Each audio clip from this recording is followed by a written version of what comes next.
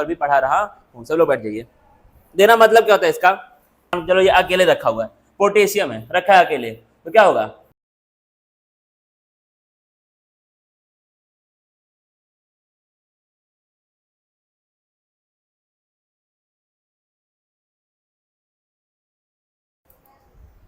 देखेंगे आज हम ऑक्सीडेशन नंबर के बारे में। किसके बारे में, ऑक्सीडेशन नंबर। अब ये जो टॉपिक है वो इस चैप्टर का नहीं है, ये ऑक्सीडेशन नंबर जो है वो इस चैप्टर का नहीं है, वो है आपका 11वीं क्लास में हम लोग एक चैप्टर पढ़ते हैं रेडॉक्स रिएक्शन, वहां पे हम क्या पढ़ते हैं, ऑक्सीडेशन नंबर के बारे में पढ़ते हैं, ठीक है। लेकिन आपका ये चीज यहाँ पर बहुत ज्यादा काम आएगी, इसलिए मैं इसको एक बार यहाँ पर भी पढ़ा रहा हूँ। सब लोग बैठ जाइए। देना मतलब क्या होता है इसका, ऑक्सीडेशन नंबर को हम लोग क्या बोलते हैं, ऑक्सीडेशन स्टेट बोलते हैं। हालांकि दोनों में कुछ कुछ अंतर है, लेकिन हम लोग उस अंतर को यहाँ पर ज्यादा प्रायोरिटी नहीं देते हैं। तो यहाँ पे आपको क्या मानना है, ऑक्सीडेशन नंबर और ऑक्सीडेशन स्टेट दोनों क्या है, सेम है। देना मतलब क्या इसका होता है, the apparent charge on atom, ion और मॉलिक्यूल। किसी भी एटम, किसी भी आयन, किसी भी मॉलिक्यूल पे जो चार्ज होता है उसी को हम लोग क्या बोलते हैं, उसका ऑक्सीडेशन स्टेट बोलते हैं या फिर ऑक्सीडेशन नंबर बोलते हैं। मतलब मान लो ये क्या है, तुम्हारा सोडियम है, सोडियम के ऊपर क्या होता है, चार्ज +1 का होता है, यही क्या है, इसका ऑक्सीडेशन स्टेट है। कोई पूछेगा तुमसे सोडियम का NaCl मान लो लिखा है, कैसे बनता है ये, Na+ और Cl-। कोई तुमसे पूछेगा सोडियम क्लोराइड में सोडियम का ऑक्सीडेशन नंबर बताओ, कितना है, +1। आएगी नहीं समझ में, तो क्या है, किसी भी एटम का, किसी भी आयन का, किसी भी मॉलिक्यूल का जो अपरेंट चार्ज होता है उसी को हम लोग क्या बोलते हैं, उसका ऑक्सीडेशन नंबर बोलते हैं या फिर स्टेट बोलते हैं, दोनों सेम चीज है। समझना कैसे क्या है इसके अंदर। अब देखो यहाँ पे एक एग्जांपल दिया हुआ था, तो मुझे लगा कि हट गया। यहाँ क्या तुम्हारा अकेला अगर सोडियम है, क्या अगर सोडियम अकेला है, तो अगर कोई मेटल अकेला होता है मतलब उसके ऊपर क्या ऑक्सीडेशन स्टेट, 0 है, मतलब वो कुछ भी नहीं, किसी के साथ जॉइंट ही नहीं है। अगर सोडियम बना रहा है, मान लो NaCl में अगर सोडियम है, तो NaCl में क्या होगा, उसका ऑक्सीडेशन स्टेट +1 होगा। ऐसे यहाँ पर क्या लिखा हुआ था पता नहीं। अच्छा यहाँ पे अगर Cl2 गैस है, कौन सी गैस है, Cl2 गैस, तो वहां पे क्या होता है, उसका ऑक्सीडेशन स्टेट 0 होता है। लेकिन यहाँ पे NaCl में Cl है, तो Cl का क्या होता है, -1 होता है, ठीक है। अब देखना ऑक्सीडेशन नंबर अगर आपको फाइंड करना है तो उसके पहले हमको कुछ रूल्स पढ़ने पड़ेंगे। देखना क्या क्या रूल्स हमारे लिए इंपॉर्टेंट है। ये रूल्स अगर आपको पता होंगे, कितना है 6-7 रूल्स हैं, अगर ये आपको पता होंगे तो आप किसी भी चीज का ऑक्सीडेशन स्टेट निकाल सकते हैं केमिस्ट्री में। देखना पहला रूल क्या है, क्या है, फ्री स्टेट में ऑक्सीडेशन नंबर क्या होता है, हमेशा 0 होता है। मतलब क्या है, कोई भी एलिमेंट, कोई भी एटम अगर अपने फ्री स्टेट में, मतलब वो किसी के भी साथ कंबाइंड नहीं है, तो उसका क्या होता है, ऑक्सीडेशन नंबर 0 होता है, ठीक है। जैसे मान चलो ये अकेले रखा हुआ है, पोटेशियम है रखा है अकेले, तो क्या होगा, 0। मान लो कि आपका कैल्शियम है, अकेले रखा है, किसी के भी साथ वो कंबाइंड नहीं है, उसने बॉन्ड नहीं बनाया है, तो क्या होगा, 0, ठीक है। तो क्या है, फ्री स्टेट में ऑक्सीडेशन नंबर किसी भी एलिमेंट का, किसी भी एटम का क्या होता है, 0 होता है। याद रखने वाली चीजें हैं सब। अगला दिन क्या लिखा है, in charge state oxidation number of ion is equal to the charge on ion. जितना चार्ज होगा वही क्या होगा, ऑक्सीडेशन स्टेट होगा। जैसे सोडियम प्लस है, चार्ज इसके ऊपर प्लस है, Ca+2 होता है, 2 क्या है, इसका ऑक्सीडेशन स्टेट है। सिंपल सिंपल बातें हैं। अब देखना क्या लिखा है, ऑक्सीडेशन नंबर किसका, हाइड्रोजन का जनरली कितना होता है, +1 होता है, ठीक है। 90% टाइम कहीं भी अगर तुमको हाइड्रोजन मिलेगा तो उसका ऑक्सीडेशन स्टेट क्या होगा, हमेशा प्लस। लेकिन ये 90% टाइम है, 10% टाइम हाइड्राइड के केस में क्या हो जाएगा, -1 हो जाएगा, ठीक है। तो क्या है, जनरली हाइड्रोजन का ऑक्सीडेशन स्टेट क्या होता है, +1 होता है। लेकिन अगर वो मेटल हाइड्राइड बना रहा है, क्या बना रहा है, मेटल हाइड्राइड, मतलब किसी मेटल के साथ अगर उसने बॉन्ड बनाया, तब क्या हो जाएगा, -1 हो जाएगा। मतलब इसको समझना, ये क्या तुम्हारा हाइड्रोजन है, 90% टाइम क्या होगा, +1 होगा, ठीक है। वो 10% टाइम जो मैं बोल रहा हूँ वो किसी केस में होगा, जब वो क्या बनाया है, मेटल के साथ उसने बॉन्ड बनाया है, मतलब मेटल हाइड्राइड बना है। क्या बना है, मेटल हाइड्राइड, तब कितना हो जाएगा, -1। जैसे हमारा लिखा है NaH, क्या लिखा है, NaH। अब तुमको पता है अगर मेटल है यहाँ पे, तो मेटल तो हमेशा पॉजिटिव ऑक्सीडेशन स्टेट ही देगा। मेटल का तो काम ही है क्या करना, इलेक्ट्रॉन को डोनेट करना, उसका काम ही वही है। लेकिन ये अपने काम को यहाँ पर चेंज कर लेगा, Na+ और H, आया समझ। क्योंकि हाइड्रोजन क्या चीज है, हाइड्रोजन इलेक्ट्रॉन लेता भी है और देता भी, कंडीशन के हिसाब से, जैसे हालात वैसे काम करता है। लेकिन मेटल क्या है, मेटल का अपना फिक्स है, हालात कुछ भी हो उसको इलेक्ट्रॉन को डोनेट ही करना, उसको देना ही है, ठीक है। इस तरह की बातें आपको याद रखने वाली चीजें। अगला क्या लिखा है तुम्हारा, हाइड्रोजन का क्या होता है, हमेशा -1 होता है। हेलोजन मतलब फिर कल बाहर आई आरती पूरा वो वाला, ठीक है, FCl Bri 80, ये सब क्या आपके हेलोजन है, तो इनका क्या होगा, हमेशा -1 होगा। और वैसे ही ऑक्सीजन का क्या होगा, हमेशा -2 होगा, ठीक है, ऑक्सीजन का क्या होगा, हमेशा -2 होगा, जब भी ऑक्साइड आयन बनेगा। अब देखना इसके ऊपर भाई कुछ सवाल है, उसी हिसाब से निकाल लो भाई इन सबका, देखो फाइंड करके देखो। पहले मैं फाइंड कर रहा हूँ एक दो का, उसका फिर देखना। अब मान लो लिखा हुआ है तुम्हारा SO2, क्या लिखा है, SO2 पूछा, इसमें बताओ ऑक्सीडेशन नंबर किसका, सल्फर का, किसका, सल्फर का। अब तुमने अभी फॉर्मूला पढ़ा था रूल में कि ऑक्सीजन का क्या होता है, हमेशा -2 होता है। दो ऑक्सीजन है, इसका तुमको फाइंड करना है, इसको मान लो X, प्लस ऑक्सीजन कितने हैं, 2 हैं, एक का कितना होता है, -2 इज इक्वल टू 0 है, पूरे का कितना है, 0 ही है ना, नेट चार्ज, तो X प्लस ये -4 हो जाएगा, is equal to 0, X -4 is equal to 0, कितना आ जाएगा, X 4 आ जाएगा। यहाँ पे कितना है, सल्फर का 4 है। इसको पहले नोट करो, उसका फिर हम उनको फाइंड करने का ट्राई करेंगे। यहाँ पे आपको क्या फाइंड करना है, ऑक्सीडेशन नंबर ऑफ सल्फर, क्या हुआ,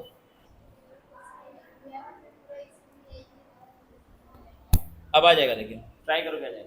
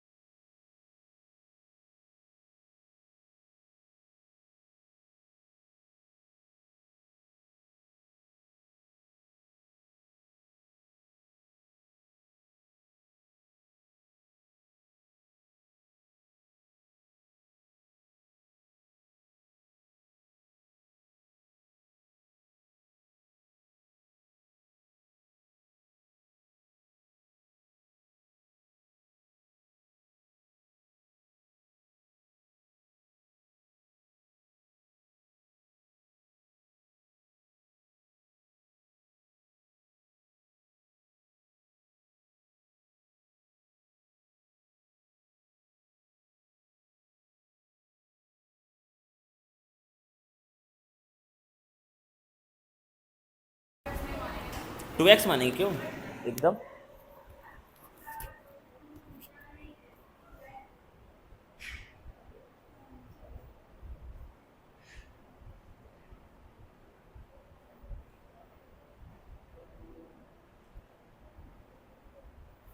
इसको मैं थोड़ा सा साइज में से इसको बड़ा कर देंगे एकदम।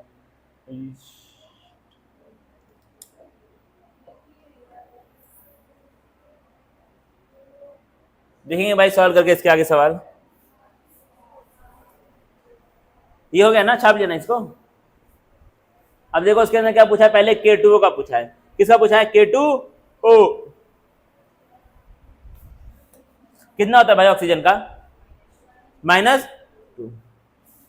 पोटेशियम का तुमसे पूछा होगा, तो ये कितना हो जाएगा, 2x -2 is equal to 2x is equal to 2x, कितना आ जाएगा। और तुमको पता है कि इन लोगों का +1 ही होता है, एल्कली मेटल्स का सारे के सारे, हलीना की रब से फरियाद, इन लोगों का +1 ही होता है हमेशा, ठीक है। तो इस तरीके से आपको ये, आपको क्या हो गया, दूसरा सवाल हो गया। थर्ड वाला सब लोग करो, थर्ड वाला, हाँ, जिसका पूछ रहा है उसको x मान लो। यहाँ तुमसे पूछ रहा है नाइट्रोजन का, तो नाइट्रोजन का मान लो x, और हाइड्रोजन का तुमको पता ही है कितना होता है, मेटल हाइड्राइड को छोड़ करके, हाइड्राइड तो है नहीं वहां पर।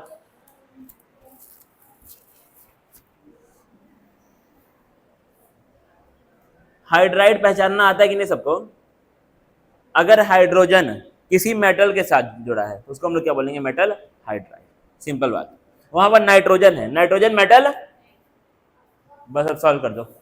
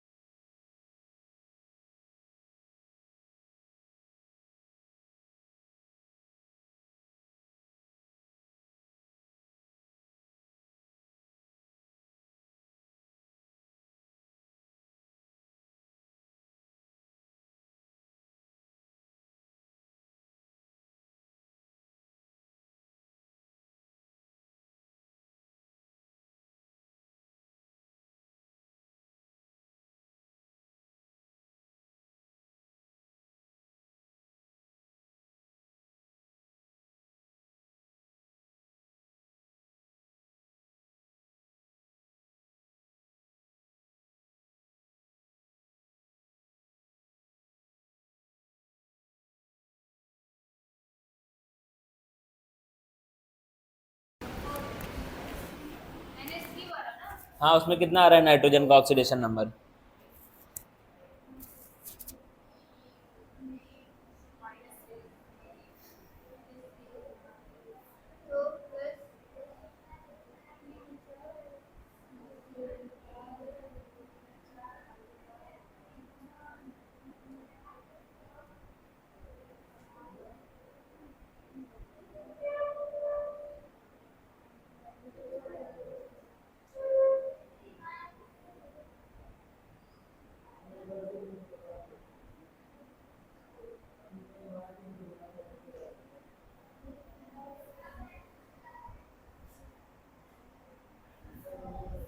फिफ्थ वाला देखो सब लोग, फिफ्थ वाला किसका क्या आ रहा है? NH3 का आपको फाइंड करना है। देखो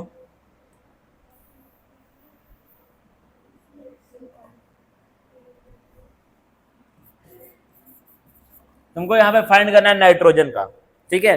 जिसका फाइंड करना है उसको आप क्या मान लेंगे? एक्स मान लेंगे। इसका लिख लो एक्स, ठीक है।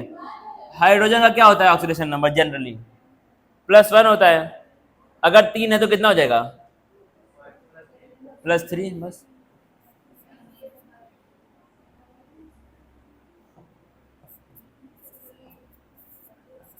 कितना आ जाएगा?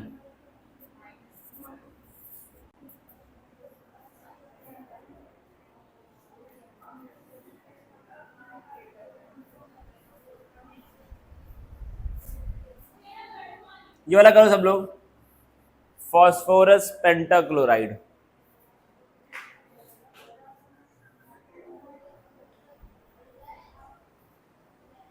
और सब लोग पांचवा वाला दिखाओ करके, फॉस्फोरस पेंटाक्लोराइड वाला।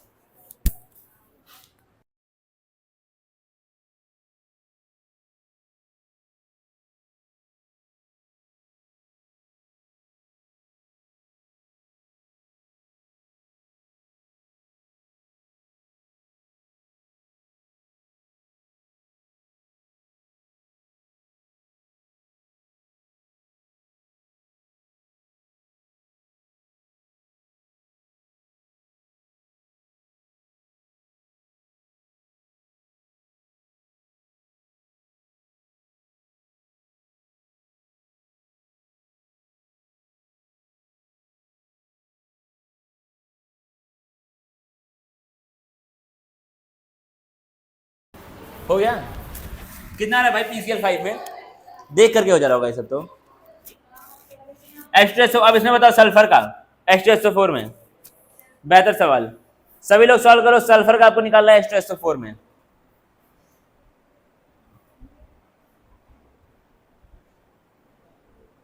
तुम्हारा हो गया क्या सर? हो गया? निकालो सल्फर का H2SO4 में।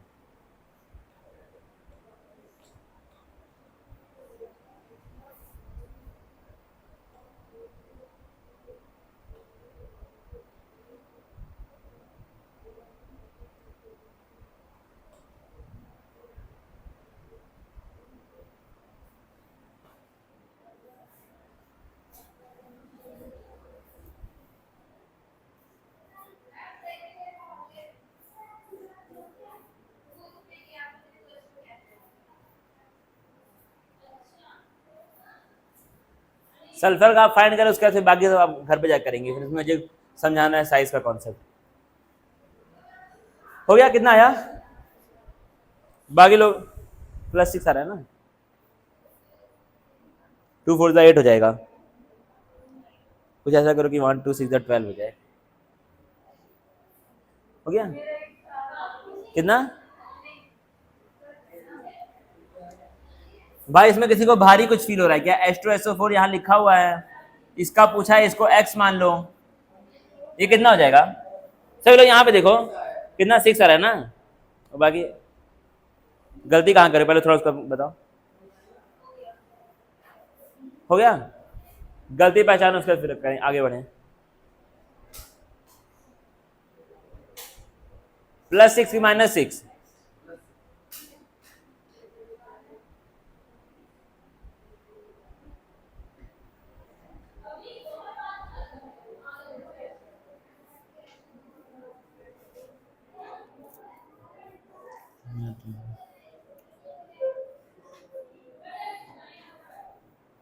हो गया ना भाई। अब देखना आगे मैं एक चीज समझा रहा हूँ।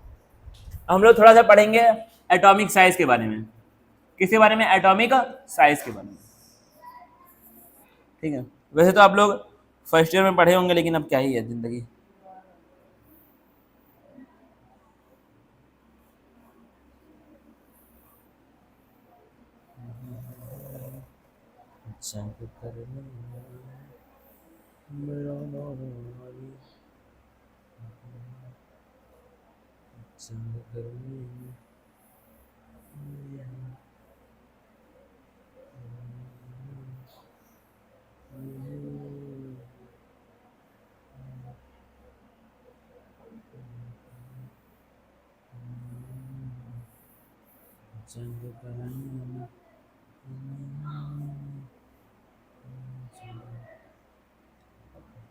ये क्या आपका एक एटम है, ये क्या कोई भी एक एटम है।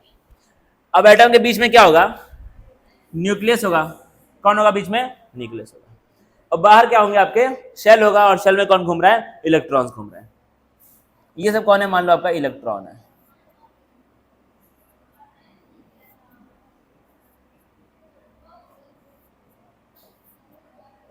अब इसी एटॉमिक साइज को हम लोग और क्या बोलते हैं केमिस्ट्री में? एटॉमिक रेडियाई बोलते हैं। क्या बोलते हैं? एटॉमिक रेडियस या फिर एटॉमिक रेडियाई, ठीक है।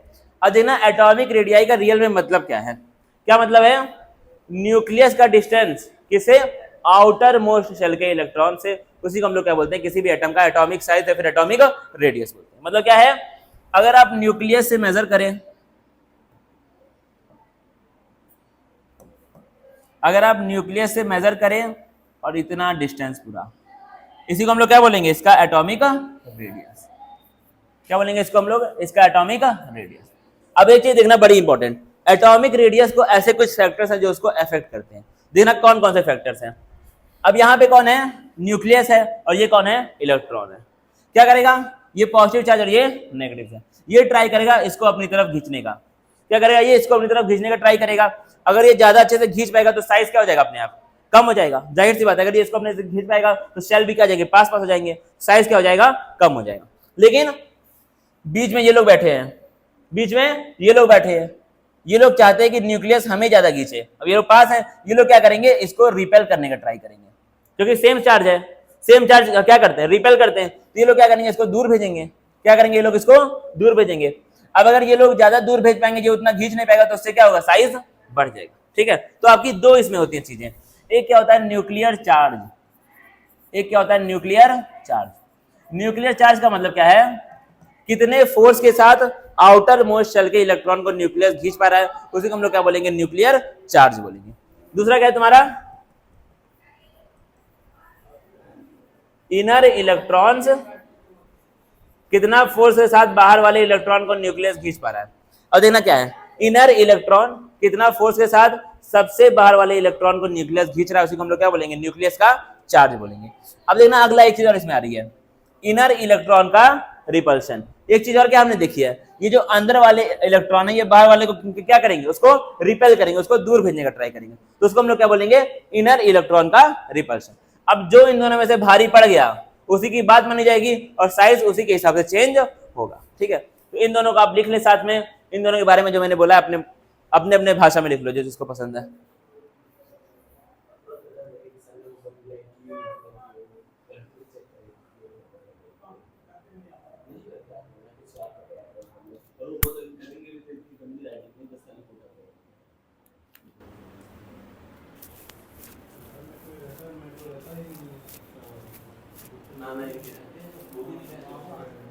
अच्छा, वकील साहब इनके मामा हैं, बाबा हैं।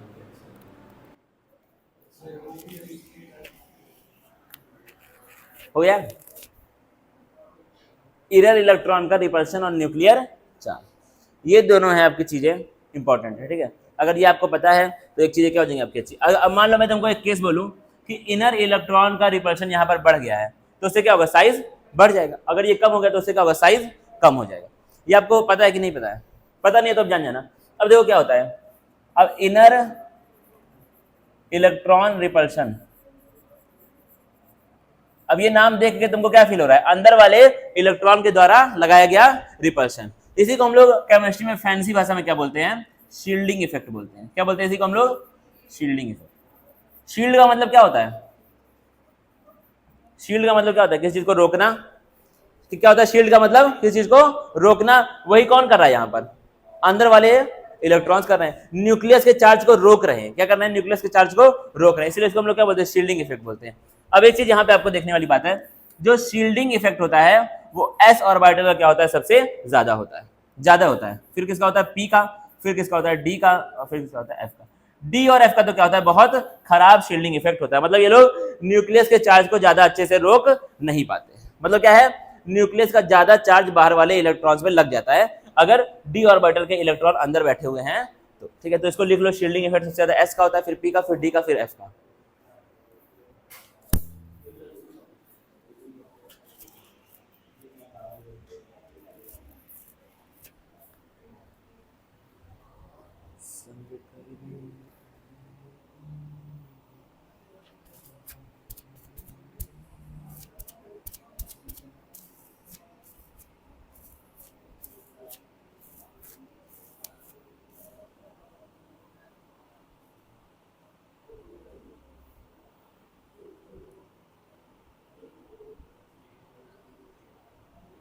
हो गया। तो यानी कि अब यहां से हमको जो सीखना था वो क्या सीखना था कि डी एंड एफ ऑर्बिटल का क्या होता है, बहुत लो शील्डिंग इफेक्ट होता है। इसको लिख लो साइड में, D and F orbital show very low shielding. क्या होता है, इनका शील्डिंग इफेक्ट बहुत खराब हो जाता है।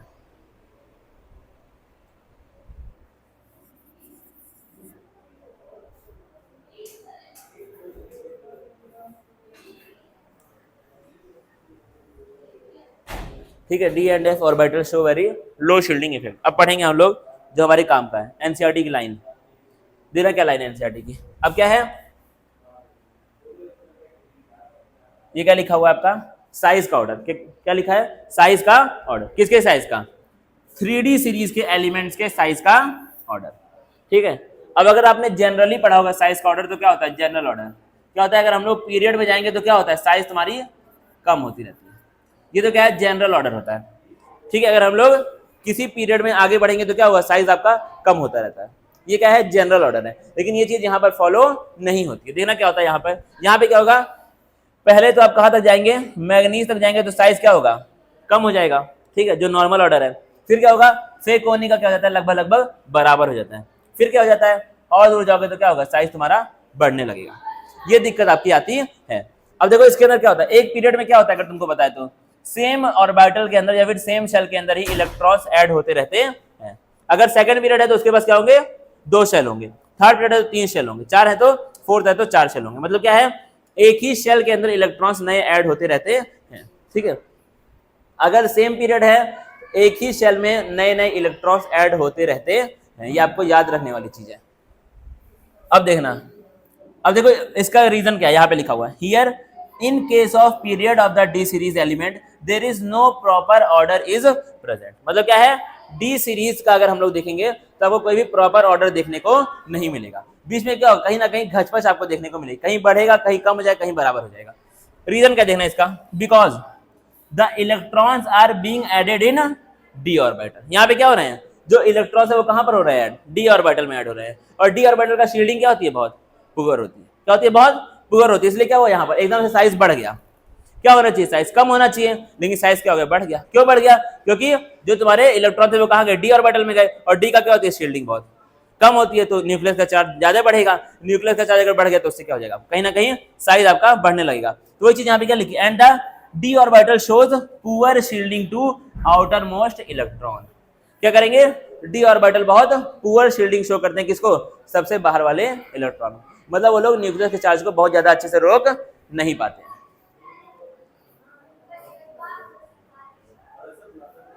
इसको लिख लो भाई, बड़ा इंपॉर्टेंट है, तुमसे पूछेगा एग्जाम में रीजन क्या है इसका।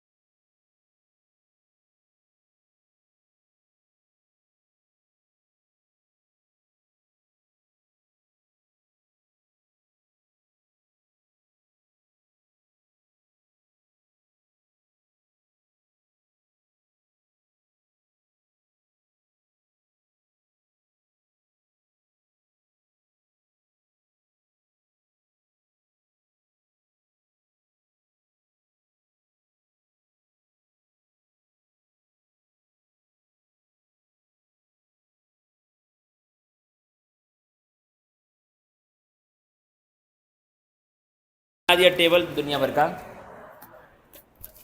सवाल यहीं से आने हैं। अभी दिखा रहा हूँ है, अभी इसके बाद है भाई बहुत कुछ है। ये देखो क्या उड़ रहा है, बटरफ्लाई। हाँ मर गई ना ये तो,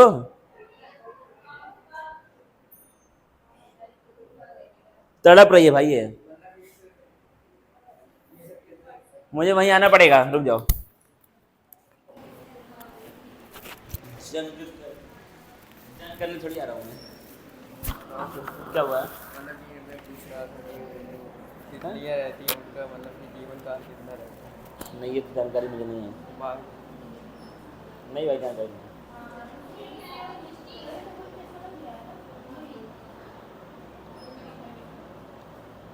तितलियाँ फूल खाती हैं क्या?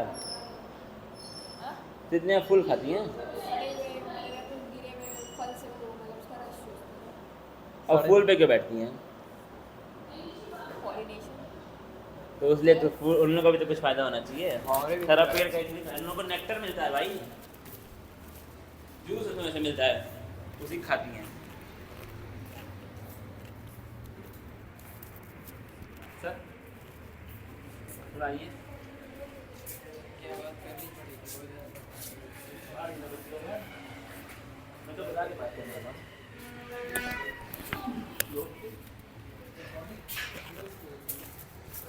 यही बोल रहा हूँ वर्क की तीन कंडीशन पे वर्क जीरो होता है बेटा, out of the box zero होता है। हाँ वर्क इन कौन सी तीन कंडीशन पे जीरो होता है। दो चीजें तो फार्मूले में ही बोल दो वही जीरो हो जाएगा।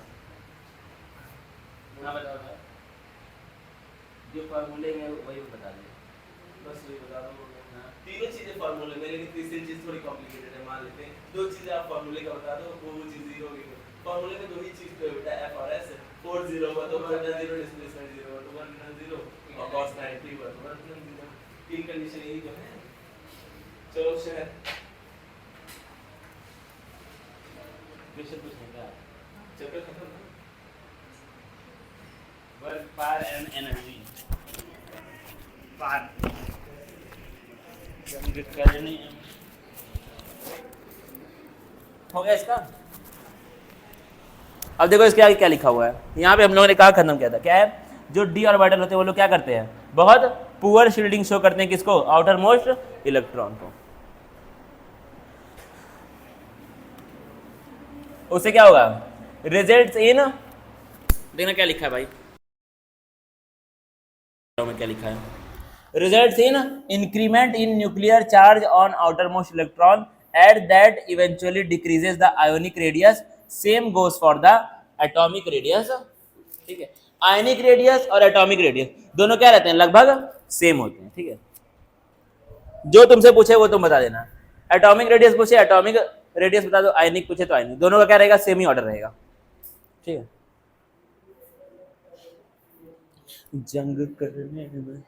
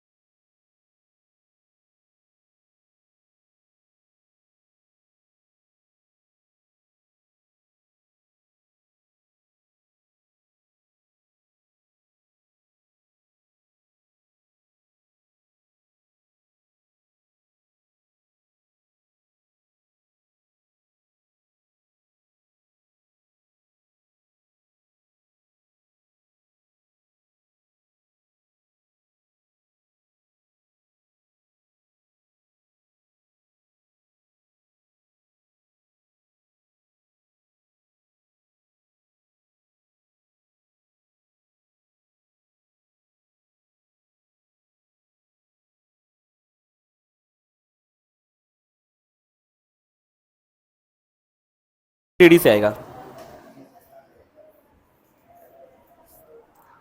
एनसीईआरटी नहीं, मतलब बोर्ड में जो सवाल आएगा, एनसीईआरटी में सवाल कैसे आएगा,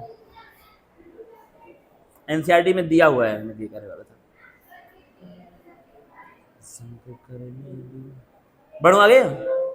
अब ग्रुप में देख लो, मैं फिर भेज दूंगा नोट्स आगे, भेजा ही है एक तो, देखो क्या लिखा है। अब क्या होता है तुम्हारा ग्रुप में, क्या होता है देखो, ग्रुप में हमने डी सीरीज पढ़ी है 3-4, यहाँ हम लोग 3 की बात करेंगे कि एनसीईआरटी में 3 ही दी हुई है, 3D 4D फिर क्या है आपका 5D।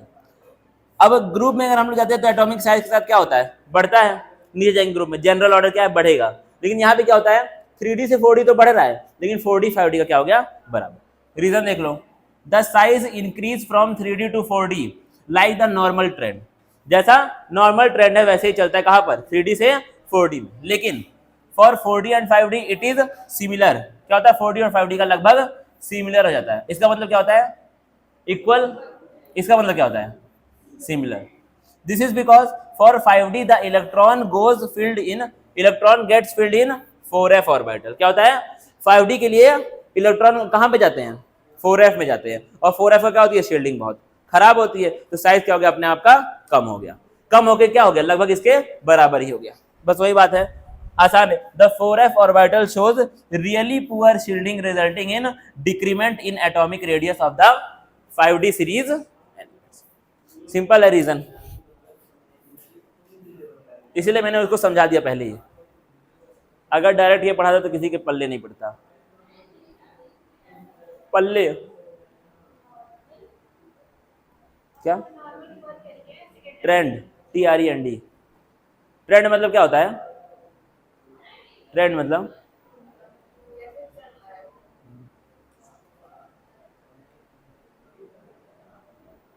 जिसे ऊपर शर्ट और नीचे पैंट पहनते हैं, ये ट्रेंड है। अगर कोई इसको चेंज करना चाहे तो ऊपर पैंट पहने और नीचे शर्ट पहने, वहां ट्रेंड चेंज आएगा। ये डी ब्लॉक वाले क्या होते हैं, ये लोग ट्रेंड को चेंज करते हैं, ये लोग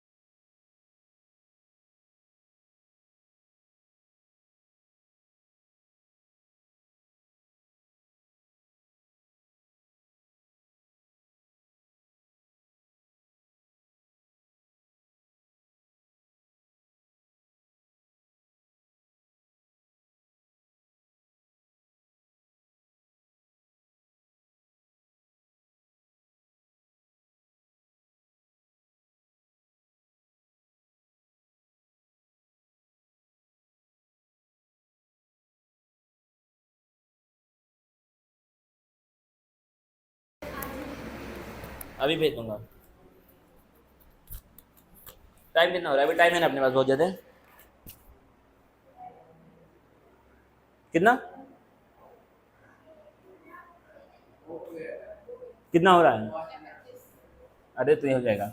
अब क्या लिखा है तुम्हारा, enthalpy of atomisation, enthalpy of atomisation. Enthalpy का मतलब क्या होता है, क्या होता है, एनर्जी। किसी भी मॉलिक्यूल को एटम में चेंज करने के लिए जितना एनर्जी चाहिए उसी को हम लोग क्या बोलते हैं, एंथैल्पी ऑफ एटोमाइजेशन। मतलब क्या है, ये तुम्हारा बना हुआ है NaCl, ठीक है। अब इसको तुमको तोड़ करके Na में चेंज करना है और Cl में, इसको तोड़ने में जितनी ताकत चाहिए होगी उसी ताकत को हम लोग क्या बोलेंगे, एंथैल्पी ऑफ एटोमाइजेशन। तो क्या लिखा देखो बड़े ध्यान से, energy required to break a compound in a molecule into its atoms is known as enthalpy of atomization. अब क्या है, अगर एंथैल्पी ऑफ एटोमाइजेशन ज्यादा होगी तो मेल्टिंग पॉइंट भी क्या हो जाएगा, ज्यादा हो जाएगा। क्योंकि मेल्टिंग पॉइंट का क्या मतलब है, तुम बॉन्ड तोड़ रहे हो और इसका भी क्या मतलब है, बॉन्ड तोड़ रहे हो, दोनों सेम ही चीज है। तो अगर ये बढ़ जाएगा तो ये भी क्या हो जाएगा, बढ़ ही जाएगा। सिंपल बात है, तो लॉजिकल। अब क्या है, वेरिएबल ऑक्सीडेशन स्टेट। अब इसको हम लोग पढ़ लेंगे टेबल 8.3 एनसीईआरटी का, ठीक है, बाद में पढ़ेंगे इसको। एक चीज बस यहाँ पर देख लो, एक चीज, स्कैंडियम को हमको देखना है, किसको, स्कैंडियम का स्पेशल केस होता है, क्या है, स्कैंडियम बस खाली एक ही ऑक्सीडेशन स्टेट शो करता है, वो कौन है, +3 3, ठीक है। ये किसी और ऑक्सीडेशन स्टेट में एग्जिस्ट नहीं करता, इसका रीजन मैं कल बताऊंगा, ठीक है।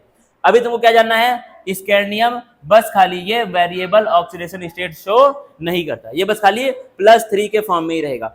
ऑक्सीडेशन स्टेट का मतलब क्या होता है, चार्ज जो होता है उसी को हम लोग क्या बोलते हैं, ऑक्सीडेशन स्टेट। तो स्कैंडियम बस खाली +3 चार्ज ही अपने पास रखेगा, और भी किसी चार्ज को वो अपने पास नहीं रख सकता।